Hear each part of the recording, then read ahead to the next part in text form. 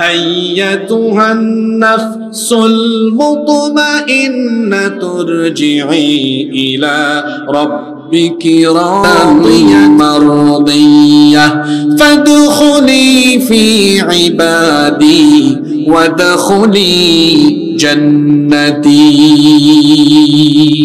বলা হবে হে প্রশান্ত আত্মা, হে পবিত্র আত্মা, রাদিয়াতাম মারদিয়া, তোমার রবের সন্তুষ্টির উদ্দেশ্যে ফিরে আসো। ফাদখুলি ফি ইবাদি ওয়াদখুলি জান্নাতি, আমার নেককার বান্দাদিগের সাথে জান্নাতে ঢুকায় তুমি জান্নাতে শামিল হয়ে যাও। আরো আস্তে বলেন সুবহানাল্লাহ। আল্লাহ এদের কাতারে আমাদেরকে শামিল করে দাও। এটা কোন মৃত্যু? খারাপ না ভালো? জোরে বলেন। অনুত্তম না উত্তম? এবার আমাকে জবাব দেন, এইরকম উত্তম মৃত্যু আমরা সবাই চাই কি চাই না? এই উত্তম মৃত্যুর আলামত আছে। আমি কিন্তু আলোচনার পয়েন্ট শুরুতেই বলে দিচ্ছি। বলছি প্রথমে আলোচনা করব পৃথিবী থেকে যাওয়ার কয়টা ধরন আছে বলছি। এখন এই যে উত্তম মৃত্যুর কথা বললাম, এবার আলোচনা করব উত্তম মৃত্যুর আলামত নিয়ে। উত্তম মৃত্যুর আলামত কি, আর শেষে দিয়ে আমল বলবো, যেগুলো হোমওয়ার্ক নিয়ে বাড়ি যাবেন। কিছু আমলও তো লাগবে, আমল লাগবে না? এই উত্তম মৃত্যুর আমল বলবো শেষে। এখন বলবো উত্তম মৃত্যুর আলামত কয়টি। উত্তম মৃত্যুর আলামত হলো 60টি।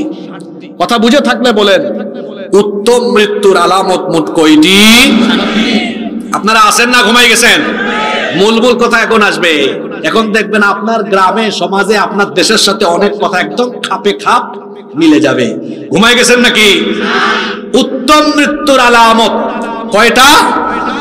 নাম্বার 1, 1 নাম্বার উত্তম মৃত্যুর একটা আলামত হলো, আল্লাহ তো উত্তম মৃত্যু আল্লাহর পছন্দের বান্দাদেরকে দেন। এজন্য মরণের আগ পর্যন্ত এই লোকটার জীবনকে আল্লাহ বালা মুসিবত আর বিপদ দিয়ে ভরপুর করে রাখেন। মনে রাখবেন, আদ-দুনিয়া সিজনুল লিল মুমিন ওয়া জান্নাতুল লিল কাফির। দুনিয়া হলো মুমিনের জেলখানা, আর কাফিরের জন্য কি? জান্নাত, বেহেশত। আমরা যারা ঈমানের পথে আছি আমরা জানি ঈমানের পথ কণ্টকাকীর্ণ, কাঁটায় ঘেরা, রক্তমাখা পিচ্ছিল পথ। আমরা জানি এটা কুসুমাস্তীর্ণ বা ফুল বিছানো নয়। ঈমানের পথে চললে বাধা বিপত্তি, জুলুম, নির্যাতন, জেল, জুলুম, আয়নাঘর, ফাঁসি, মৃত্যুর পথে হাঁটতে হবে। এটা জেনে শুনেও আমরা এই পথে জন্য হাঁটি। এটা জান্নাতীদের পথ, এটা রাসূলের পথ, এটা শহীদদের পথ। এজন্য এই পথে যত বাধা বিপত্তি আসে আমরা ভয় পাই না, কারণ আমরা ঈমান এনেছি, শাহাদাতের তামান্না রেখেছি। এই জন্য কোন জালেমের সামনে আমরা মাথা নোয়াতে জানি না। হ্যাঁ দাঁড়ান ভাই, এখন স্লোগান দিয়ে টায়ার্ড হইয়েন না, কারণ সামনে স্লোগানের আরো বহুত সুযোগ পাবেন। তো আগে যদি টায়ার্ড হয়ে যান পরে তো একদম গুমরা মুখে বসে থাকবে। কষ্ট হচ্ছে আপনাদের? কষ্ট পাইছেন আপনি? আমি আপনারই সুযোগ দিব, আমি টার্গেট করে রাখছি আপনাকে। তবে উনি একদিক দিয়া সফল শ্রোতা। কেন? একটা ক্লাসে অনেক ছাত্র থাকে কিন্তু শিক্ষকের মনোযোগ আকর্ষণ সবাই করতে পারে না।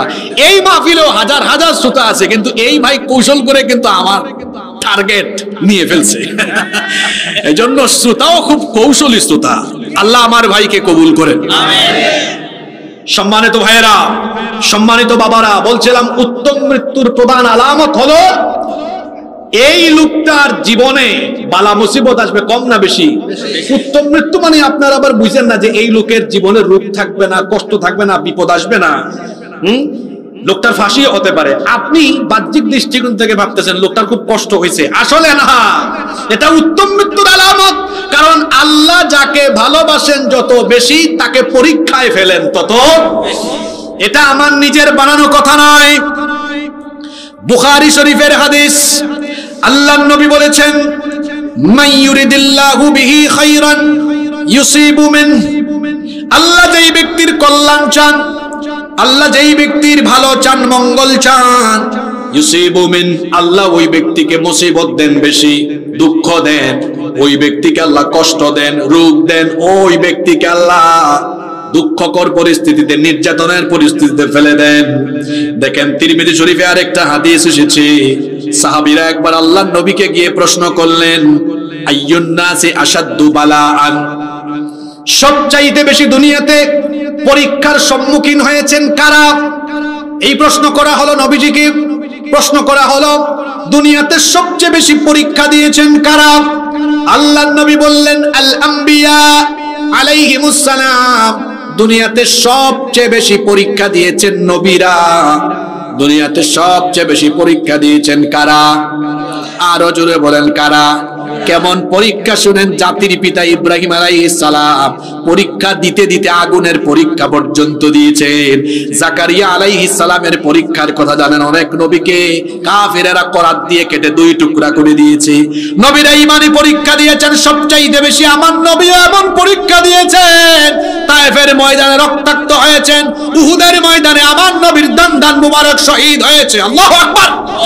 এইভাবে করে নবীরা ঈমানের পরীক্ষা দিয়েছেন সবচেয়ে বেশি। নবীদের পথ যারা অনুসরণ করবে তারাও পরীক্ষা দেওয়া লাগবে। এমন পরিস্থিতি আসবে বাড়িতে থাকা যাবে না, মামলা হয়ে যাবে। গত 17 বছর এমন পরিস্থিতি ছিল কি ছিল না? মাহফিলের স্টেজে আসছে, আজকে দেখলাম পুলিশ ভাইরা আছেন, তারা আগেও আসলে ভালো ছিলেন, কি আর করবে, চাপ খাইয়া তারা বিভিন্ন সময় হুজুরদেরকে অ্যারেস্ট করছে। মাহফিলে আসলে তারা আমাদেরকে খালি খুঁচাইতো, হুজুর এইটা বললেন না, ওইটা বললেন না। সময় এখন বদলে গেছে, এখন পুলিশ ভাইরা আসে, হুজুরকে কিছু বলে না, তারাও বসে ওয়াজ শুনে, বাধাও দেয় না। সময়টা কেমনে বদলাইলো দেখেন, পুলিশও এখন জনগণের সাথে ওয়াজ শুনে। ওয়াতিলকাল আইয়ামু নুদাউলুহা বাইনান নাস, আল্লাহ কোরআনে বলেছেন এইভাবে সময়কে পরিবর্তন করে দেন কে? এদেশে ইসলাম থাকবে, ইসলাম বিরোধীরা থাকবে না। কারণ এই দেশে পূর্ব দিকে সূর্য উঠে আজানের ধ্বনি শুনে, আজানের ধ্বনির মাধ্যমে আবার সন্ধ্যাবেলা এই দেশে সূর্য ডুবে। সুতরাং এই দেশে ইসলামকে যারা নির্মূল করতে চাইবে তারা নিজেরা নির্মূল হয়ে দেশান্তরিত হয়ে পালিয়ে যেতে বাধ্য হবে। আমরা কোথাও যাইনি তো, আমাদেরকে বলতো পাকিস্তানে পাসপোর্ট আছে তো, ইমিগ্রেশনে তো কোনোদিন, দেশের বাইরে তো যাই মাঝে মাঝে, কোনোদিন পুলিশ, ইমিগ্রেশন পুলিশ তো দেখে নাই পাকিস্তানে গিয়েছি। কিন্তু আমাদেরকে যারা পাকিস্তানি রাজাকার বলে, ওদের পাসপোর্টটা একটু নিয়ে দেখেন, পাসপোর্টের মধ্যে ভারতীয় সিল আছে, ভারত যাওয়া আসা করে। আমরা তো পাকিস্তান যাইনি, যাবো না, যাওয়ার দরকার নাই। কারণ আমরা আমাদের দেশকে পাকিস্তান বানাতে চাই না। আমরা আমাদের দেশকে মদিনার আদলে, আমরা আমাদের দেশকে রাসূলুল্লাহর দেখানো পথে সেই আদলে প্রতিষ্ঠা করতে চাই। আমরা এই দেশকে পাকিস্তান, আফগানিস্তান বানাতে চাই না। আমরা এই দেশকে রাসূলের তৈরি করা মদিনা রাষ্ট্রের আলোকে কল্যাণমুখী রাষ্ট্র বানাতে চাই। আমাদেরকে বলে পাকিস্তানি রাজাকার, অথচ তারা আমাদের পাসপোর্টে পাকিস্তানি সিল পায় না, উল্টা তাদের পাসপোর্টে পাওয়া যায় ভারতীয় ইমিগ্রেশনের সিল। তার মানে প্রমাণ হয় আমাদেরকে যারা পাকিস্তানি রাজাকার বলে, এগুলো প্রত্যেকটাই এক একটা ভারতীয় রাজাকারের জন্য সেখানেই পালিয়ে গিয়েছে। কষ্ট পেয়েছেন নাকি? উত্তম মৃত্যুর আলামত হলো নির্যাতন আসতে পারে, কষ্ট আসতে পারে, বিপদ আসতে পারে। যদি আবারও এ ধরনের বিপদ, মুসিবত, নির্যাতন আসে, আমরা কি ভীত হয়ে যাব? আরো জোরে বলেন, ভীত হয়ে যাব? আমরা কেন ভীত হব? আমরা কাউকে ভয় পাই না, আমরা মাত্র একজনকে ভয় পাই। তিনি কে? আমরা যখন এই 1-1.5 বছর আগের কথা বলতেছি আর কি, বিরূপ পরিস্থিতি তো আমরা যখন কথা বলেছি, পুলিশের ভাইরা মাঝে মাঝে বলতো, হুজুর আপনারা কি ভয় পান না? আমরা তখন তাদেরকে বলতাম, যদি সম্ভব হয় বুকটা ছিঁড়ে তারপরে দেখেন এই কলিজায় একজনের ভয় ছাড়া আর কারো ভয় আমাদের অন্তরে নয়। আমরা কাকে ভয় পাই? আল্লাহকে যারা ভয় পায় তারা কাউকেই ভয়। আল্লাহ এমন দিল আমাদের দান করে দাও। নবীকে প্রশ্ন করা হলো, কি সবচেয়ে বেশি পরীক্ষা দিয়েছেন কারা? নবী বললেন কারা? আপনারা কথা বলছেন না কেন? আম্বিয়া, নবী আলাইহিমুস সালাম। এরপরে আল্লাহর নবী বলছেন সুম্মাল আমসালু ফাল আমসাল, এরপরে মর্যাদার দিক থেকে তাদের পরবর্তীগণ, তারপরে তার পরবর্তীগণ। আল্লাহর নবী বলে দিলেন ফায়ুবতালার রাজুলু আলা হাসাবি দীনি, যার দিনদারিতা যত বেশি তার ইমানি পরীক্ষার মাত্রাও তত বেশি। ফা ইন কানা দীনুহু সুলবান ইশতাদ্দা বালাউ, যার দিনের উপরে টিকে থাকা যত বেশি, যত বেশি যে ব্যক্তি দিনের উপর টিকে থাকবে তার পরীক্ষার মাত্রাও তত বেশি হবে। ওয়া ইন কানা ফি দীনিহি রিক্কাতান উবতুলিয়া আলা হাসাবি দীনি, যে ব্যক্তির ঈমান হালকা তার পরীক্ষাও হালকা, যার ঈমান শক্ত তার পরীক্ষাও শক্ত। আল্লাহর নবী বলেছেন যার যার ঈমান অনুযায়ী তারে পরীক্ষা করবেন কে। এখন আপনি বলবেন হুজুর লোকটারে যদি আল্লাহ ভালো মৃত্যুই দিতে চান তাহলে লোকটাকে আল্লাহ এত পরীক্ষা করেন কেন, রোগবালাই দেন কেন, এত কঠিন পরিস্থিতিতে ফেলেন কেন, দুঃখ দেন কেন, নির্যাতনের পরিস্থিতি থেকে আল্লাহ তাকে হেফাজত করেন না কেন, কেন আল্লাহ তাকে এত কষ্ট দেন? এর কারণ হলো অন্য হাদিস, এটা বুখারী এবং মুসলিমে এসেছে। আল্লাহর নবী বলেছেন এর মাধ্যমে আল্লাহ তাআলা ওই ব্যক্তির ঈমানকে পাকাপোক্ত করে তার জীবনের যত গুনাহ আছে সকল গুনাহকে ধুয়ে মুছে সাফ করে দিয়ে তার আমলনামাকে একেবারে গুনাহ মুক্ত করে আল্লাহ তারপরে তার প্রিয় বান্দাকে তার কাছে নিতে চান। আল্লাহ তাদের কাতারে আমাদেরকে শামিল করে দাও। আরো আস্তে বলে না আমিন। তাহলে ভালো মৃত্যুর আলামত, এই লোকটার জীবনে পরীক্ষা কম আসবে না বেশি আসবে? 2 নম্বর আলামত, ভালো মৃত্যুর 2 নম্বর আলামত হলো মৃত্যুর সময় এই যে কপাল আছে ললাট, এই কপাল মৃদু ঘামাবে, হালকা ঘামাবে। আল্লাহর নবীও যখন দুনিয়া থেকে চলে যাচ্ছিলেন তার কপাল ঘামাচ্ছিল। মা আয়েশা রাদিয়াল্লাহু আনহাকে বলেছেন আয়েশা গো একটা পানির পাত্রে পানি আনো। আল্লাহর নবী সেই পানির পাত্রে হাত ভিজিয়ে তারপরে তার কপালটা তিনি বারবার মুছতেছিলেন। অনেক সাহাবারাও এরকম দুনিয়া থেকে বিদায় হয়েছেন, কপাল ঘামতেছিল। নেককার লোকদের কপাল মৃত্যুর সময় ঘামে, এটা ভালো মৃত্যুর একটা আলামত। এজন্য বিখ্যাত হাদিসের 3টা গ্রন্থ তিরমিজি, নাসাঈ, মুসনাদে আহমদের মধ্যে হাদিস এসেছে। আল্লাহর নবী বলেছেন আল মুমিনু ইয়ামুতু বিআরাকিল জাবিন, মুমিন ব্যক্তির মৃত্যুর সময় কপাল থেকে মৃদু ঘাম বের হয়, মৃদু ঘাম নিয়ে তারা দুনিয়া থেকে চলে যায়। এটা হলো ভালো মৃত্যুর 2 নম্বর আলামত। ভালো মৃত্যুর 3 নম্বর আলামত হলো এই মৃত্যুটা হতে পারে জুমার রাতে বা জুমার দিনে।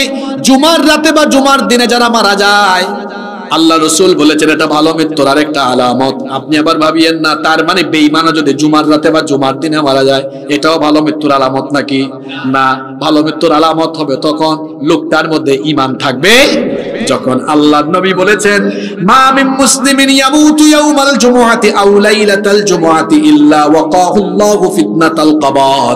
যে ঈমানদার, যে মুমিন বান্দার জুমার রাতে বা জুমার দিনে মরণ হয়, যদি লোকটার মধ্যে ঈমান থাকে, আর যদি মরণটা জুমার রাতে বা দিনে হয়, জুমার দিনের বা রাতের বিশেষ মর্যাদার কারণে ওই লোকটাকে কবরের শাস্তি থেকে যিনি বাঁচায়া দিবেন তিনি কে?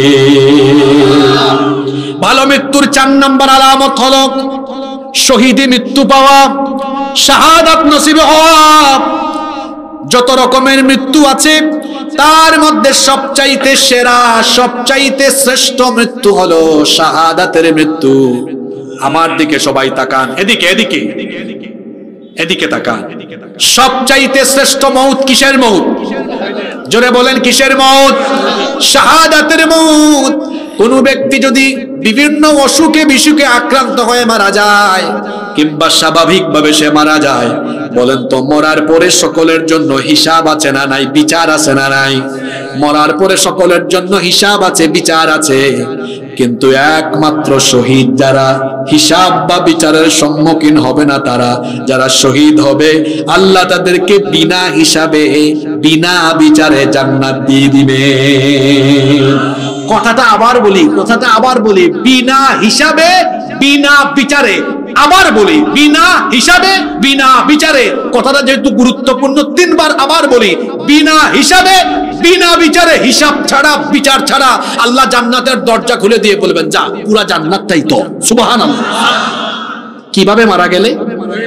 জোরে বলতে হবে, কিভাবে মারা গেলে? সবচেয়ে শ্রেষ্ঠ মওত কোন মওত? শাহাদাতের মওত। কারণ এই মওতের কোনো হিসাব নাই, বিচারও নাই। এই জন্য স্বয়ং আল্লাহর নবী মুহাম্মদুর রাসূলুল্লাহ, আমরা বলি সাল্লাল্লাহু আলাইহি ওয়াসাল্লাম, তিনি নিজেই বলতেন আমার মন চায় জিহাদের ময়দানে গিয়ে আমি শহীদ হয়ে যাই, এরপরে আবার আমাকে যদি আল্লাহ জীবন দেন আবার আমার ইচ্ছে করে শহীদ হয়ে যাই। আবার যদি আমাকে জীবন দেওয়া হয় মনটা চায় আবার আমি শহীদ হয়ে যাই। সাহাবারাও শহীদ হওয়ার জন্য এমন পাগল পারা ছিলেন। ও আমার যুবক ভাইয়েরা শুনেন, আপনি যখন বিয়ে করেন তখন তো আপনি অফিসের বসকে বলেন কিংবা বন্ধুদেরকে বলেন, দোস্তরা আগামী 30 দিন 1 মাস ডিস্টার্ব করো না, নতুন বিয়ে করতেছি, বউ নিয়ে অনেক রোমান্স করা দরকার। বিয়ের পরে দেখা যায় অনেকে বন্ধুর সাথে দেখা করে না। নতুন নতুন বিয়ে করলে দেখবেন 2 সপ্তাহ 3 সপ্তাহ বাড়ি থেকেও বেশি বের হয় না। কি বলেন, কথা বাস্তব না অবাস্তব? নতুন নতুন বিয়ে করলে দেখবেন প্রথমে কয়েক সপ্তাহ কয়েক মাস খালি বউয়ের আঁচলের নিচে থাকে, বের হয় না। আর সাহাবীদের ঈমান কেমন ছিল আমার ভাইয়েরা শুনেন, শাহাদাতের মৌতের জন্য তারা এত পাগল ছিলেন, এত পাগল ছিলেন, এত পাগল ছিলেন। 1 জন 2 জন নয়, এরকম কয়েকজন সাহাবী আছেন যারা বিয়ে করে সুন্দরী বউ, তার সাথে বাসর ঘরে মিলিত হন নাই, জিহাদের ময়দানে শাহাদাতের ডাক পেয়েছেন, নতুন বউকে রেখে আল্লাহর দ্বীনের জন্য শহীদ হয়ে জান্নাতের পাখি হয়ে গিয়েছে। আপনারা তো হানজালা রাদিয়াল্লাহু আনহুর কাহিনী জানেন। ওই মুতার যুদ্ধের আরেক সাহাবী আছেন আব্দুল্লাহ বিন রাওয়াহা, এত সুন্দরী স্ত্রী, বাসর ঘরে বিদায় নিয়েছেন। বউ বলেছেন আজকে বাসর ঘরে আমাকে অল্প একটু সময় দিয়ে যান, একটু দেখা করেন। তিনি বলেছেন তোমার যদি ভালো নিয়ত থাকে আমার সাথে দেখাই করার, বিবি অপেক্ষা করো, জান্নাতে তোমার সাথে আমার দেখা হবে, বাসর হবে। সুবহানাল্লাহ। কি জাতের ঈমান ছিল, কি জাতের ঈমান ছিল! নতুন বউ রেখে শহীদ হয়েছেন কেন? শাহাদাতের মৌত এমন মৌত কি নাই, হিসাবও নাই, বিচারও। ওমর রাদিয়াল্লাহু আনহুর নাম আমরা সবাই জানি, তাই তো? ওমর রাদিয়াল্লাহু আনহু সব সময় একটা দোয়া করতেন, তিনি বলতেন আল্লাহুম্মা রযুকনি শাহাদাতান ফি সাবিলিক ওয়াজআল মাউতি ফি বালাদি রাসূলিক। হে আল্লাহ, তুমি তোমার বান্দাই ওমরকে রাসূলের শহরে মৃত্যু দিও, আর মরণের সময় শাহাদাতের মৃত্যু আমাকে নসিব করে দিও। মরতেই হবে যখন শহীদি মরণ দিও আমাকে, মরতেই হবে যখন শহীদি মরণ দিও আমাকে। শাহাদাত জানি শুধুই জীবন, সে মরণ দিও আমাকে, মরতেই হবে যখন শহীদি মরণ দিও আমাকে।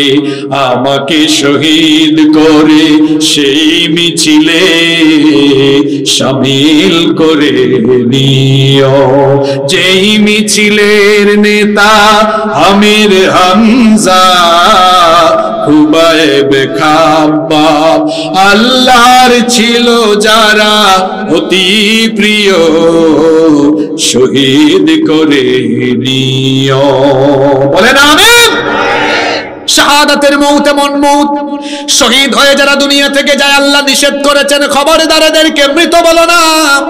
কোরআনে কারীমের 3 নম্বর সূরা, সূরা আলে ইমরানের 169 নম্বর আয়াতে আল্লাহ তাআলা বলছেন ওয়ালা তাহসাবান্নাল্লাযীনা কুতিলু ফি সাবিলিল্লাহি আমওয়াতা বাল আহইয়াউন ইনদা রাব্বিহিম ইরযাকুন। আর যারা আল্লাহর পথে জীবন দেয় তাদেরকে তোমরা মৃত বলো না, বরং তারা হলো জীবিত, কিন্তু তোমরা তা বুঝতে পারো না। তাদেরকে যিনি মরণের পরে আল্লাহর পথে জীবন দিয়ে শহীদ হওয়ার পরে এদেরকে যিনি রিজিক দান করেন, জান্নাতি রিজিক যিনি দান করেন, তিনি কে? শাহাদাতের তামান্না এই জন্য রাখবেন। কেন শাহাদাতের তামান্না রাখবেন শোনেন।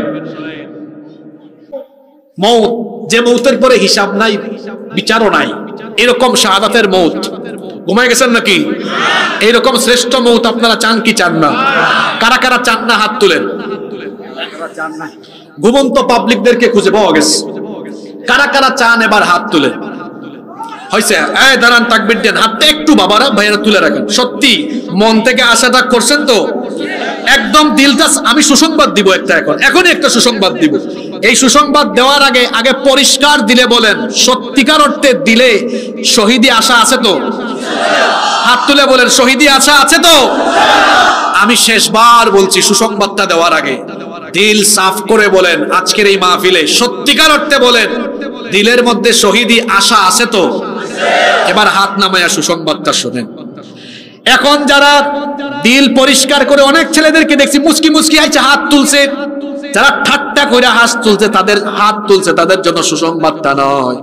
কিন্তু যারা সত্যিকার অর্থে দিল থেকে আশা করে হাতটা তুলেছে, তাদের জন্য এবার আল্লাহর নবীর সুসংবাদটা আজকে দিয়ে যাচ্ছি। আল্লাহর নবী বলেছেন, মান সাআলাল্লাহু শাহাদাতি বিসিদকিন বাল্লাগাহুল্লাহু মানাজিলাশ শুহাদাই ওয়া ইম্মাতা আলা ফিরাশিহি। আল্লাহর নবী বলেছেন, সত্যিকার অর্থে প্রকৃতপক্ষে যারা দিল থেকেই শাহাদাতের আশা পোষণ করে, এই লোকগুলো যদি জীবনে শহীদ না হয় মারা যায়, অন্তরের মধ্যে শাহাদাতের তামান্না থাকার কারণে মৃত্যুর পরে আল্লাহ তাদেরকে শাহাদাতের শহীদি মর্যাদা দান করে দিবে। আজকে যারা পরিষ্কার নিয়তে হাত তুলছেন, আমি আল্লাহর উপর ভরসা করে বলতে পারি, যদি এরা শহীদ না হয়, যদি পরিষ্কার দিলে হাত তুলে থাকে, আমি আশাবাদী রাসূলের এই হাদিসের আলোকে প্রত্যেককেই আল্লাহ শহীদি মর্যাদা দিবেন ইনশাআল্লাহ। অন্তরের জন্য আমরা শাহাদাতের তামান্না রাখবো, জোরে বলি ইনশাআল্লাহ। এবার একটু খেয়াল করে শুনেন, আল্লাহর পথে জিহাদের ময়দানে গিয়ে শহীদ না হয়েও এমন কিছু মৃত্যু আছে যে মৃত্যুর মর্যাদা আবার শহীদি মর্যাদা হয়ে যায়। এমন কিছু মৌত আছে, এই পন্থায় যারা মারা যায় এদেরকে শহীদি মর্যাদা দিয়ে দেন কে? এই ধরনের কয়েক প্রকার লোক আছে, শুনেন তারা কারা। মুয়াত্তা মালিকে আবু দাউদে এই হাদিসটা এসেছে, আল্লাহর রাসূল বলেছেন, আল মাতউন শহীদ। মহামারীতে যারা আক্রান্ত হয়ে মারা যায়, যে সকল ইমানদাররা মহামারীতে মারা যায়, এদেরকে শাহাদাতের মর্যাদা দিবেন কে? 2 নম্বর, ওয়াল গারিকু শহীদ। পানিতে ডুবে যারা মারা যায়, সেই সকল ইমানদারদেরকে শহীদি মর্যাদা দিবেন কে? এখন আপনারা আবার এই হাদিসটা শুনা আজকে রাতে যাওয়ার সময় পুকুরে ডুব দেয়া মইরা যাইয়েন না, যে হুজুর তো বলছে পানিতে ডুবে মরলেই শহীদ, তো শহীদ হইতে দেরি করবো কেন, আজকেই শহীদ হয়ে যায়। কথা বুঝতে হবে, এটা যদি পরিস্থিতির সম্মুখীন হয়ে কেউ এরকম হয়, এরকম হয় তো মাঝে মাঝে। এক লোক মাহফিলে আসছিল, বুঝছেন, ওয়াজ শুনতেছে, হুজুর পাগড়ির বয়ান আলোচনা করছে। এখন লোকটা যাওয়ার সময় মাঝপথে পড়ে গেছেন নদী, করবে কি, কয় পাগড়ির যে ফজিলত শুনছি, এখন পাগড়ি একটু এই জায়গায় বাঁধতেই ফেলি, এরপরে লুঙ্গি খুললা পাগড়ি বাঁধতে ফেলছে মাথায়। একে সঠিক বুঝছে না ভুল বুঝছে? তো এখন আমি হাদিস বললাম পানিতে ডুবে মরলে শহীদ, যাওয়ার সময় যদি কোনো মহিলা বা কোনো পুরুষ কয় আজকেই শহীদ হইতাম, আজকে রাতেই শহীদ হওয়া লাগবে, এরপরে পানিতে ডুবে মরে, এটা কি সত্যটা বুঝলো না ভুল বুঝলো? এটা হচ্ছে পরিস্থিতি। এমন ভয়াবহ বন্যা আসছে, ডুবের মধ্যে ছিল, ডুবে মারা গেছে। এই যে 2022 সালে সিলেটে বন্যা হয়েছে না, এই যে আবার গত বছর ফেনী, চট্টগ্রাম, নোয়াখালী এইসব অঞ্চলে বন্যা হয়েছে না, এরকম পরিস্থিতি হয়েছে, হঠাৎ করে মারা গেছে। আল্লাহ ঈমান থাকলে শহীদি মর্যাদা দিবেন, সুবহানাল্লাহ। হাদিসটা আবারও বলি, আল মাতউন শহীদ। মহামারীতে আক্রান্ত হয়ে যে সকল ইমানদাররা মারা যায়, তাদেরকে শহীদের মর্যাদা আল্লাহ দান করবেন। 2 নম্বর, ওয়াল গারিকু শহীদ। যারা পানিতে ডুবে মারা যায় তারাও শহীদ। ওয়া সাহিবু যাতিল জামবি শহীদ। শত্রুর পক্ষাঘাতে যারা মারা যায় তারাও শহীদ। ওয়াল মাবতুনু শহীদ। পেটের পীড়ায় যারা মারা যায় তারাও শহীদ। ওয়া সাহিবুল হারিকি শহীদ। আগুনে পুড়ে যারা মারা যায়, এই সকল ইমানদারদেরকেও শহীদি মর্যাদা দান করেন কে? 6 নম্বর, ওয়াল্লাযী ইয়ামুতু তাহতাল হাদামি শহীদ। যারা বিল্ডিং চাপা পড়ে, প্রাচীর ধসে বা ভূমি ধসে মারা যায়, এরাও শহীদদেরকে আল্লাহ শহীদি মর্যাদা দিবেন। 7 নাম্বার হলো, মহিলা প্যান্ডেলে আমার অনেক মা বোনেরা আছেন, আহারে কত কষ্ট করে আমার মায়েরা পেটে সন্তান ধারণ করেন। এমন বহু মহিলা আছেন, বহু মা আছেন, সন্তান জন্ম দিতে গিয়ে ডেলিভারির সময় অনেক মায়ের মরণ হয়ে যায়। এরকম চিত্র আছে না নাই? আল্লাহর নবী বলেছেন, ওয়াল মারআতু তামুতু বিজুমইন শহীদ। সন্তান প্রসব করতে দিয়ে যদি কোনো ঈমানদার নারী মারা যায়, ওই নারীকেও যিনি শহীদি মর্যাদা দান করে দিবেন তিনি কে? এরকম শহীদের আরো অনেক ধরন আছে, অর্থাৎ এরা জিহাদে শহীদ না হলেও এদেরকে এই সকল মৃত্যুতে ঈমান থাকলে পরে শহীদি মর্যাদা দিয়ে দিবেন কে? আপনাদের মনে হয় খুব কষ্ট হইতেছে, তাই না? আবার শুনেন, ইসলামী রাষ্ট্রে কেউ যদি সীমান্ত পাহারা দেয়, কিংবা কেউ যদি দিন কায়েমের আন্দোলনে প্রয়োজনে যদি তার পাহারার দায়িত্ব আসে, পাহারা যদি দেয়। মুসলিম শরীফের হাদিস, আল্লাহর নবী বলেছেন, রিবাতু ইয়াউমিন ওয়া লাইলাতিন খায়রুম মিন সিয়ামি শাহরিন ওয়া কিয়ামিহি।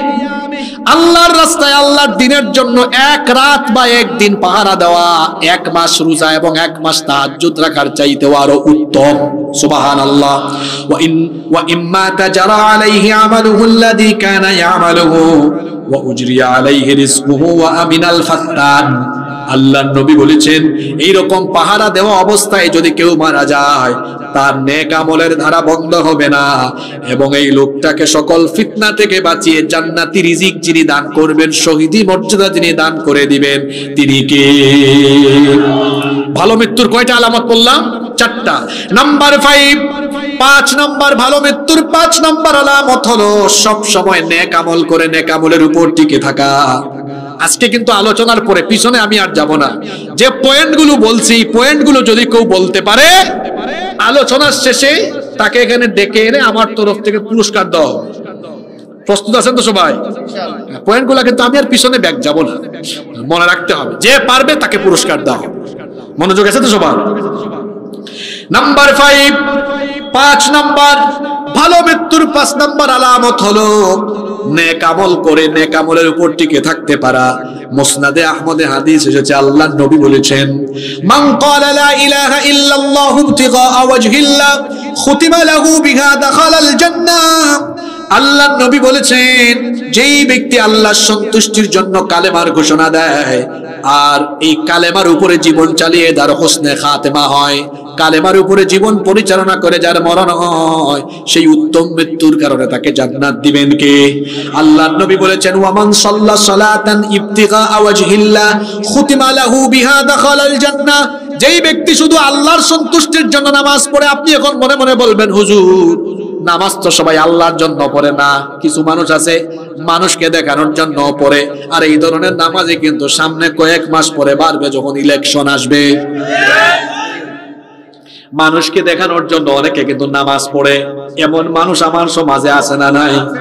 আল্লাহর নবী বলেছেন, যারা কেবলমাত্র আল্লাহর সন্তুষ্টির জন্য নামাজ আদায় করে আর এইরকম নামাজি হালতে যার মরণ হয়, তাকেও জান্নাত দিবেন কে? এরপরে নবীজি বলছেন, ওয়ামান সামা ইয়াওমান ইবতিগা ওয়াজহিল্লাহি খুতিমা লাহু বিহা দাখালাল জান্নাহ। যেই ব্যক্তি আল্লাহর সন্তুষ্টির জন্য রোজা রাখে, এই অবস্থায় মরণ হয়, তাকেও জান্নাত দিবেন কি? এরপরে নবীজি বলছেন, ওয়ামান তাসাদদাকা বিসাদাকাতিন ইবতিগা ওয়াজহিল্লাহি খুতিমা লাহু বিহা দাখালাল জান্নাহ।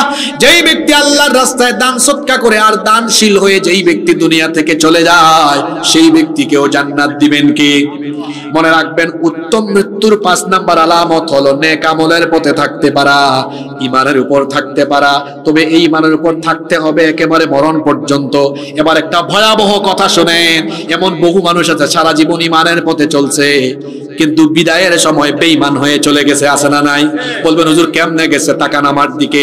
এখানে ওয়াজ শুনতে আসছে, ভালোই ছিল, নেক আমল কামায় গেছে, বাড়িতে গিয়া শয়তানের দুকায় পড়ে, এরপরে যুবক মোবাইল হাতে নিয়ে আজে বাজে ভিডিও দেখা আরম্ভ করেছে, গার্লফ্রেন্ডের সাথে কথা বলা শুরু করে নাপাক শরীরে ঘুমায় গেছে। বলেন তো, ছিল ভালো জায়গায়, কিন্তু মরণটা হয়েছে কি ভালোভাবে না খারাপ ভাবে? মনে রাখবেন, যে যে অবস্থায় মরবে ওই অবস্থায় হাসরের মাঠে তারে উঠাবেন কি? ও আমার যুবক ভাইরা, কেমনে মোবাইলের ফিতনায় করে গুনাহ করে গান শুনে শুনে গার্লফ্রেন্ডের সাথে কথা বলে বলে কি করে পর্নোগ্রাফিতে আসক্ত হয়ে নাপাক শরীরে ঘুমান, আল্লাহর ভয় কি অন্তরে নাই? ও আমার কলিজার টুকরা যুবক ভাইরা, নাপাক শরীরে কখনো ঘুমাবেন না, কারণ নবীজি বলেছেন, মাম্মা তাআলা শাইইন বাআসাহুল্লাহু আলাইহি। যে যে অবস্থায় মরবে, নাপাক অবস্থায় মরলে নাপাক অবস্থায় নাপাকীদের সাথে তার হাসর হবে। এই জন্য সবসময় আমরা পবিত্র থাকবো। আল্লাহ আমাদেরকে পবিত্র বান্দাদের কাতারে শামিল করে দাও, বলেন আমিন। বলছিলাম, সারা জীবন ঈমানের পথে থেকে যদি শেষ সময়ে বেঈমান হয়, এই লোকটার জন্য জান্নাত নসিব হবে না। আবার এমন বহু মানুষ আছে সারা জীবন বেঈমানের পথে ছিল, গুনার পথে ছিল, কিন্তু মৃত্যুর আগে ঈমান এনে তওবা করে ঈমানের উপর থেকে মারা গিয়েছে, আল্লাহ তারে মাফ করে জান্নাত দিতে পারেন কি পারেন না? এইরকম একটা ঘটনা আমার মনে পড়ছে। ঘটনা থেকেই বলবো, ঘটনা বলবো না, শেষ করে দিব। ঘটনাটা শুনবেন। বনি ইসরাইলের এক লোক, একটা দুইটা নয়, 99টা খুন করেছে, 99টা মার্ডার করেছে। বলেন তো লোকটা অপরাধী খুব বড় না ছোট? অনেক বড় অপরাধী, 99টা খুন করেছে, লোকটা মার্ডার করেছে, খুনি। এই লোকটার অন্তরে হঠাৎ করে আল্লাহর ভয় ঢুকে গেল, অনুশোচনা চলে আসলো। সে একজন পাদ্রীর কাছে গিয়ে বলল, আমি 99টা মার্ডার করেছি, আমি এখন ভালো মানুষ হতে চাই, আমার জন্য ভালো হওয়ার কি কোনো উপায় আছে নাকি? খ্রিস্টান পাদ্রী তাকে বললেন, না, তোমার মতো এরকম বড় মাপের খুনির ভালো হওয়ার কোনো রাস্তা খোলা নাই। লোকটার রাগ উঠে গেল, প্রচন্ড রাগে অগ্নিশর্মা হয়ে ওই পাদ্রীকেও সেখানে খুন করলো। আগে ছিল 99, এখন হইছে 1, টোটাল হইছে কত? 100 খুন, মানে পুরো সেঞ্চুরি করে ফেলেছে। এরপরেও লোকটার অন্তরের অনুশোচনা কমে না, অনুশোচনা আরো বাড়ে। একজন আলেমের কাছে গিয়ে বলল, 100 খুন করে আমি খুনের সেঞ্চুরি করেছি, আমি ভালো হতে চাই, ভালো হওয়ার কোন রাস্তা কি আমার খোলা আছে নাকি? আলেম তখন বললেন, তোমার অপরাধের মাত্রা যত বেশি, আল্লাহর দয়ার মাত্রা তার চাইতে কম না বেশি? আলেম বললেন, এক্ষুনি যদি তুমি তওবা করো তাহলে পিছনের সমস্ত গুনাহ যিনি মাফ করে দিবেন তিনি কে? তওবা করলো। এরপরে আলেম বলল, শুনেন, আপনি আর আপনার এলাকায় যাইয়েন না, ওই এলাকাতে খারাপ কাজ বেশি হয়। খারাপের সাথে থাকলে মানুষ খারাপ হয়, ভালোর সাথে থাকলে মানুষ ভালো হয়। আতরের দোকানে ঢুকে যদি আপনি আতর নাও কিনেন, 10-15 মিনিট আতরের দোকানে থেকে বের হলে দেখবেন গায়ের মধ্যে আতরের সুগন্ধ লেগে যাবে। কিন্তু আপনি যদি বিড়ি সিগারেট নাও খান, বিড়ি খুরের সাথে হাত মিলাইলে দেখবেন বিড়ির গন্ধ হয়। ভালোর সাথে থাকলে ভালো, খারাপের সাথে থাকলে খারাপ। ওই আলেম বললেন, খবরদার তুমি তোমার এলাকায় যেও না। একটা এলাকার নাম বললেন, বলেন ওই এলাকায় যাও, গিয়ে মরণের আগ পর্যন্ত ওই এলাকায় বাস করো। এই লোকটা যখন ওই এলাকার দিকে রওনা করলো, আশ্চর্য ঘটনা, এবার লোকটা কিছু দূর যেতে না যেতেই মালাকুল মউত হাজির, লোকটা মারা গেল। কোন লোক যখন মারা যায় তখন লোকটা ভালো হলে জান্নাতের ফেরেশতা আসে রূহ নেওয়ার জন্য, আর জাহান্নামী হলে জাহান্নামী ফেরেশতারা আসে রূহ নেওয়ার জন্য। কিন্তু এই লোকটা মারা যাওয়ার পরে জান্নাতের ফেরেশতাও এসেছে, জাহান্নামের ফেরেশতাও এসেছে। কয় দল ফেরেশতা? আসতে বলবেন না, জোরে বলেন, কয় দল? জান্নাতি ফেরেশতারা বলে, কি রে জাহান্নামী ফেরেশতারা, তোদের এখানে কাজ কি? জাহান্নামী ফেরেশতারা বলে, তোদের এখানে কাজ কি? জান্নাতীরা বলে, এই লোকটা তো সারা জীবন গুনাহ করলেও শেষে ঈমান আনছে, তওবা করেছে, এজন্য আল্লাহ তারে maaf করেছেন, আমরা নিতে আসছি। আর জাহান্নামী ফেরেশতারা বলে, না, লোকটা জাহান্নামী, তারে আমরা নিতে আসছি। দুই গ্রুপ যদি ঝগড়া করে তাহলে বলেন তো ঘটনাটা ছোট হবে না বড় হবে? আল্লাহ মধ্যস্থকারী একজন ফেরেশতা পাঠালেন। মধ্যস্থকারী ফেরেশতা এসে বললেন, শোনো, তোমরা ঝগড়া করো না। ওই আলেম যে বলেছিলেন একটা এলাকায় যাওয়ার জন্য লোকটা রওনা করেছে, দেখো তো লোকটা রওনা করে ওই এলাকা পর্যন্ত যে রওনা করেছিল, ওই এলাকা পর্যন্ত দূরত্ব, ডিসটেন্সটা মেপে দেখো। যদি ওই এলাকা থেকে দূরত্ব কম হয় তাহলে জান্নাতি ফেরেশতা রূহ নিয়ে যাও, আর যদি দূরত্ব বেশি হয় জাহান্নামী ফেরেশতারা রূহ নিয়ে যাও। আসলে লোকটা ওই এলাকা থেকে বহু দূরেই ছিল, কিন্তু আল্লাহ তার তওবা কবুল করেছেন বলে আল্লাহ দয়া করে, মায়া করে এমন পরিস্থিতি তৈরি করেছেন, যখন ফেরেশতারা মাপা আরম্ভ করেছে, আল্লাহ তখন তার কুদরত দিয়ে ওই এলাকা থেকে লোকটার মৃত্যুর জায়গা পর্যন্ত দূরত্বকে আল্লাহ তাআলা তার কুদরত থেকে কমায়া দিয়েছে। আল্লাহর জন্য এটা সহজ না কঠিন? এই ঘটনা থেকে কি শিক্ষা নিলেন? এখানে আমি জানি অনেক বাবা, অনেক ভাইয়েরা এসেছেন গুনাহ করতে করতে জীবন শেষ, কিন্তু আজকে যদি আমরা এখানে তওবা করে যদি নেককার হওয়ার সিদ্ধান্ত নেই, একটা তওবার কারণে অতীতের সব গুনাহ যিনি মাফ করে দিতে পারেন তিনি কে? এক্ষুনি আসুন আমরা তওবা করে ফেলি, বলেন আস্তাগফিরুল্লাহ। এই আওয়াজে হয়? বলেন আস্তাগফিরুল্লাহ। মা বোনরাও মনে মনে বলেন আস্তাগফিরুল্লাহ। আপনাদেরকে মনে মনে করতে বলি না, আপনারা কি আমার মা বোন নাকি? আপনারা তো আমার বাবা আর ভাই। আপনারা বলেন জুড়ে, মা বোনরা বলেন মনে মনে, বলেন আস্তাগফিরুল্লাহ, ইন্নাল্লাহা গফুরুর রহিম। সবাই বলেন আস্তাগফিরুল্লাহ আল্লাযী লা ইলাহা ইল্লা হুয়াল হাইয়ুল কাইয়্যুম ওয়া আতুবু ইলাইহি। আল্লাহ আমাদেরকে maaf করে দাও, বলেন আমিন। ভালো মৃত্যুর 6 নম্বর আলামত হলো হজের সফরে মৃত্যু হওয়া। এটা শুই না আবার কোন সময় হজে গেলে ইচ্ছা করে মরে যাইয়েন না। এটা পরিস্থিতি যদি এমন হয় হজে বা উমরায় গিয়েছে মারা গিয়েছে, এমন যদি হয়ে যায়, আল্লাহর নবী বলেছেন, শুনেন, আমাদের এলাকায় মানুষ মারা গেলে আমরা কাফনের কাপড়টা কি করি? মুখ পেঁচায়া দেই, মুখ পেঁচায়া দেই, তারপরে তারে দাফন করি একরকম। কিন্তু দেখেন হাজী সাহেবদেরকে দাফন করে আরেক রকম। যারা হজে গিয়েছেন এরকম দৃশ্য আপনারা দেখেন, আমরাও দেখেছি। আল্লাহর নবী বলেছেন, এটা বুখারী এবং মুসলিম শরীফের হাদিস।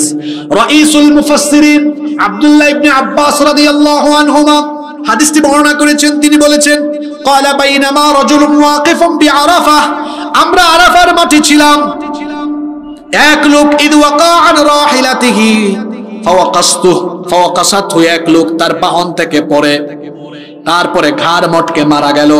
এই লোকটা যখন আরাফার ময়দানে মারা গেল, আরাফার ময়দানে যারা হাজির থাকে এরা হাজী সাহেব, একজন হাজী সাহেব মারা গেল। আল্লাহর নবী তখন বললেন, আল্লাহ এখানে তোমার অনেক বান্দা বান্দিরা আছে হজ করতে পারে নাই, যারা যেতে পারে নাই সকলকে তোমার ঘরের মেহমান বানায় দিও, বলে না আমিন। আল্লাহর নবী তখন বললেন, আগসিলুহু বিমাইন ওয়া সিদরিন ওয়া কাফিনুহু ফি থাওবাইন। খেয়াল করে শুনুন, আল্লাহর নবী বললেন, বড়ই পাতার গরম পানি দিয়ে তাকে গোসল দাও, আর তার জন্য আলাদা কাফনের কাপড় কিনিও না। বলেন তো হজ বা উমরার জন্য ইহরামের কাপড় কয় টুকরা? কয় টুকরা? এক টুকরা, নিচে আর এক টুকরা, উপরে। নবীজি বললেন, এই হাজী সাহেবের জন্য কোনো কাফনের কাপড় কিনিও না, তার শরীরে যে ইহরামের কাপড় ছিল এটাই হবে তার কাফনের জন্য। সুবহানাল্লাহ। শুধু তাই নয়, আল্লাহর নবী বললেন, ওয়ালা তুহান্নিতুহু ওয়ালা তুখাম্মিরু রাসাহু, আর এই লোকটার গায়ে কোনো সুগন্ধিও মাখায়ও না। আমরা তো স্বাভাবিকভাবে মারা গেলে আতর, গোলাপ জল, অনেক কিছু দেই। নবীজি বলেছেন, এই হাজী সাহেবকে কোনো সুগন্ধি দিও না, এমনকি তার মাথাকেও পেঁচাইও না, ঢেকে দিও না। আপনাদের এলাকায় কেউ মারা গেলে মাথা ঢাকা হয় কি ঢাকা হয় না? নবীজি বললেন, হজরত অবস্থায় মারা যাওয়া ব্যক্তির মাথা ঢেকে দিও না, মাথা খোলা থাকবে। কারণ হলো ফাইন্নাহু ইউবাসু ইয়াউমাল কিয়ামাতি মুলাব্বিয়া, কারণ হলো এই লোকটা হাসরের মাঠে তালবিয়া অর্থাৎ লাব্বাইক আল্লাহুম্মা লাব্বাইক বলতে বলতে বলতে বলতে হাসরের মাঠে হাজির হবে। সুবহানাল্লাহ কি বাড়ি গিয়ে বলবেন নাকি? ফাঁকে দিয়ে এমন একটা হাদিস শুনছেন যে হজে মারা গেলে দাফন কাফনের পদ্ধতিও জেনে ফেলছেন, তাই না? মুখ ঢাকা যায় না, আলাদা কাফনের কাফন তার জন্য লাগে না, ওই ইহরামের কাপড়ের টুকরা দিয়ে তাকে দাফন দিতে হবে। বলেছেন মুহাম্মদ, আমরা বলি সাল্লাল্লাহু। 7 নাম্বার, ভালো মৃত্যুর 7 এবং শেষ আলামত হলো মৌতের সময় কালিমা নসিব হতে পারা। আল্লাহর নবী বলেছেন, মান ক্বালা আখিরি কালামিহি লা ইলাহা ইল্লাল্লাহ দাখালাল জান্নাহ, যার শেষ কালিমা হবে লা ইলাহা ইল্লাল্লাহ, এই কালেমা যার মুখ থেকে সর্বশেষ বের হবে ইমানের উপর থাকলে তাকে জান্নাত দিবেন কি? আল্লাহ এমন মৃত্যু আমাদেরকে নসিব করে দিও, বলেন আমিন। কথায় আছে, শেষ ভালো যার সব ভালো। তখন তো ওয়াজ শুনছেন, এবার আমল শুনবেন। রাজি আছেন তো? বেশি না, আর 10 মিনিট মনোযোগ থাকবে আমাদের, নাকি থাকবে না? প্রথমে আলোচনা করছি কি দুনিয়া থেকে যাওয়ার 2 রকম, তারপরে আলোচনা করলাম কি ভালো মৃত্যুর আলামত। এবার বলেন আপনারা ভালো মৃত্যু চান কি চান না? এবার শেষে আমরা সংক্ষেপে 7-8 মিনিটে আলোচনা করব ভালো মৃত্যুর জন্য কি আমল লাগে। ভালো মৃত্যু কি এমনি এমনি পাওয়া যায়? ভালো মৃত্যুর জন্য আমল করতে হবে। ভালো মৃত্যুর 6টা আমল বলে যাচ্ছে। কয়টা আমল? জোরে বলেন, কয়টা? ভালো মৃত্যুর 6টা আমল। 1 নাম্বার, নামাজ এবং যত ধরনের নেক আমল আছে কোন নেক আমল ছেড়ে না যাওয়া। মনে রাখবেন, একজন মুমিনের জন্য ঈমান আনার পরে সবচেয়ে বড় দায়িত্ব এবং কর্তব্য হলো, সবচেয়ে বড় আমলের নাম হলো কি? জোরে বলেন কি? ওয়াজ শোনা ফরজ না নফল? ঘুমায় গেছেন নাকি? এই যে ওয়াজ শুনতেছেন, ওয়াজ শোনা কি? ওয়াজ শোনা হলো নফল, আর নামাজ আদায় করা কি? রাগ করেন না, অনুরোধ করলাম, কেউ রাগ করবেন না। আমরা কিন্তু নফলে আগায়া আছি, ফরজে পিছায়া আছি। এর বাস্তব উদাহরণ এখানেই আছে। এখানে আল্লাহর বহু কুতুব আছে, ফরজ এশার নামাজ পড়ে নাই, কিন্তু নফল ওয়াজ শোনার জন্য রাত 12টা পর্যন্ত বসে আছে। কেমন ভদ্র মানুষ, ঠিক বলে আবার স্বীকৃতিও দিয়েছে। হাসবেন না, যত ভুল হয়েছে আজকে চলেন তওবা করি। রাসূল বলেছেন, যার মধ্যে নামাজ নাই তার মধ্যে কি নাই? আরো জোরে বলেন, কি নাই? ও বাবারা, ভাইয়েরা, যে ঈমান আপনাকে নামাজে দাঁড় করাতে পারে না, এ দুর্বল ঈমান আপনাকে জান্নাতের ধারে কাছেও নিতে পারবে। খবরদার নামাজ ছাড়বেন না, নামাজ ছাড়বেন না, নামাজ ছাড়বেন না। নামাজ হলো এমন এক আমল, কিয়ামতের ময়দানে সর্বপ্রথম যে আমল সম্পর্কে আল্লাহ আপনাকে জিজ্ঞেস করবেন সেই আমলের নাম কি? আস্তে বলবেন না, জোরে বলেন, সে আমলের নাম কি? ভালো মৃত্যুর 1 নাম্বার আমল হলো, ভালো মৃত্যু পাওয়ার 1 নাম্বার আমল হলো জীবনে 1 ওয়াক্ত নামাজও কাজা না করা। এই ওয়াজ শোনার পরে আজকে থেকে কারা কারা নামাজ ছাড়বো হাত তুলেন। মাশাআল্লাহ, খুব মনোযোগ আছে। আর নামাজ ছাড়বো না, এই ওয়াদা কি করা যায়? যুবক ভাইয়েরা, এই সময়ই তো নামাজের সময়। এই সময় যে যুবকরা নামাজি হবে আল্লাহ বলবেন কোথায় কোথায়? ওই যুবকরা কোথায় যারা যৌবনে আমাকে সাজদা দিয়েছে? আসো আমার আরশে আজিমের ছায়ার নিচে আজকে বসে থাকো। সুবহানাল্লাহ। আর নামাজ ছাড়বো না, কারা কারা রাজি আছেন? আল্লাহর একটু দেখান তো হাত তুলে। আল্লাহ সবাই দাঁড়ান ভাই, এখানে স্লোগান না, আল্লাহ তৌফিক দেন, বলেন আমিন। হাত নামান। ভালো মৃত্যুর 1 নাম্বার আমল নামাজ সহ কোনো নেক আমল ছেড়ে না দেওয়া। ভালো মৃত্যুর 2 নাম্বার আমল হলো সব সময়, পারলে সব সময় ওযু করা অবস্থায় থাকবেন, ওযুটা রাখবেন। ওযু হলো এমন এক নেক আমল, আল্লাহর নবী বলেছেন যদি কোনো ব্যক্তি ওযুরত অবস্থায় মালাকুল মউত তার দেহকে নেওয়ার জন্য আসেন, ওযুরত অবস্থায় যারা দুনিয়া থেকে মারা যাবে, মৃত্যু সহজ হয়ে যাবে, আর মরার পরে আল্লাহ তাকে শহীদি মর্যাদা দান করে দিবেন। এই জন্য রাসূলের অনেক সাহাবীরা আছেন সব সময় ওযু করে থাকতেন। নবীজি মেরাজ থেকে আসলেন, এসে বেলাল রাদিয়াল্লাহু আনহুকে বললেন, বেলাল রে, তুমি এমন কোন আমল করো মেরাজের রাতে জান্নাতে আমি তোমার পায়ের আওয়াজ শুনেছি। কেমন পাবলিক, একটু সুবহানাল্লাহ কইতে পারেন? কোথায় আওয়াজ শুনেছে? কোথায় কোথায়? ও বেলাল, তুমি কি এমন করো জান্নাতে তোমার পায়ের আওয়াজ শুনলাম? তিনি বললেন, ওগো আল্লাহর নবী, বাড়তি কোনো আমল তো আমার নাই, সবই আপনি জানেন, তবে একটা গুরুত্বপূর্ণ আমল আমার আছে, কখনো আমি আমলটা ছাড়ি না। নবীজি বললেন, সেটা কি? বেলাল রাদিয়াল্লাহু আনহু বললেন, আমার ওযু চলে গেলে সাথে সাথে আমি ওযু বানাই, আর ওযু করার পরে ওযুর গুরুত্বের জন্য 2 রাকাত নামাজ আদায় করি। নবীজি বললেন, বেলাল রে শোনো, কোনোদিনই আমল ছাড়বা না, কারণ এই আমলের কারণে আল্লাহ তোমার মর্যাদা বাড়িয়ে দিয়েছে। উত্তম মৃত্যু পাওয়ার 2 নাম্বার আমল হলো ওযুরত অবস্থায় থাকা। ওযু মনে রাখবেন, ওযুর মাধ্যমে চেহারার সৌন্দর্য বাড়ে। অনেক মানুষ আছে ফেয়ার এন্ড লাভলি মাখে, অনেক যুবকেরা আছে ফেস ওয়াশ লাগায়। যে ভাই এটা করতেছো, ভালো করে বলতেছি, তুমি ভালো মানুষ, এটা করো না, ওদিক থেকে একটা বাচ্চা করিও না, ওকে ধমকায়েন না কেউ, ঠিক হয়ে যাবে, এই যে আর দিবে না। অনেক মা বোনরা আছে মেকআপ লাগায়, আশকারা মাস্কারা আটা ময়দা, আরে বাপরে বাপ। যুবকরাও ফেসবুকে ছবি দেখে পাগল হয়ে যায়। ছবি দেখে পাগল হয় না, কারণ ফেসবুকের প্রোফাইল একরকম, বাস্তবে আরেক রকম। তো ঠিক তো কইছো, আবার তো ফেসবুকে গিয়া মেসেঞ্জারে ঠিকই গুতাগুতি করো।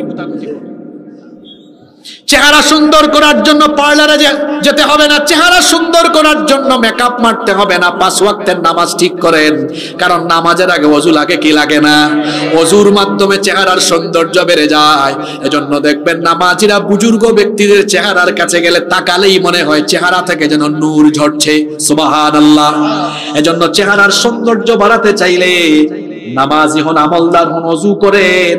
এই যে যারা বেনামাজি সারাটা দিন যায়, এত অপরিষ্কার নোংরা, একটু হাত মুখ ধোয়ার টাইম পায় না, কিন্তু আমরা যারা অন্তত 5 ওয়াক্ত নামাজ পড়ি, অন্তত কমপক্ষে কয়বার আমরা ওযু করি? আর ওযুর মধ্যে এত ফজিলত, নবীজি বলেছেন ওযুর মাধ্যমে গুনাহ ঝরে পড়ে। যাদের চেহারায় গুনাহ যত বেশি, এদের চেহারা খারাপ তত বেশি। এজন্য দেখবেন এরকম বহু মানুষ আছে এসি বাড়িতে থাকে, এসি গাড়িতে থাকে, ভালো ভালো খাবার খায়, তারপরেও চেহারাটা দেখতে চুলের মতো লাগে। আবার অনেকে আছে ভালো খাবার খায় না, সারা বছরে সারা মাসে 2-3 দিন মাংস টাংস খাওয়ার সুযোগ পায়, মাছ মাঝে মাঝে খায়, প্রায় সময় শাকসবজি খায়, মাঝে মাঝে খাইতেও পারে না, নামাজি মানুষ।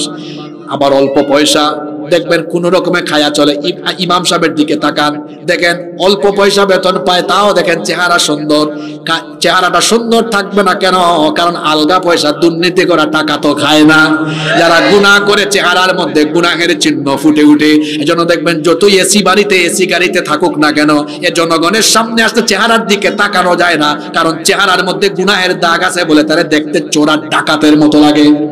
আল্লাহর নবী বলেছেন, যখন কোনো ব্যক্তি ওযু করে, মুখের মধ্যে যখন কুলির জন্য পানি নিয়ে পানিটা মুখ থেকে যখন ফেলে দেয়, সেই পানির সাথে মুখের সগীরা গুনাহগুলো ঝরে পড়ে।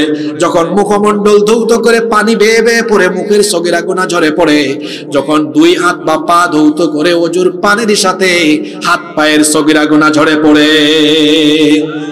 আল্লাহ আল্লাহ আমাদেরকে এই সকল বান্দাদের কাতারে শামিল করো, বলেন আমিন। 3 নাম্বার, তার গায়ে কে কোনো কাদা থাকে নাকি? অথচ থাকে কোথায়?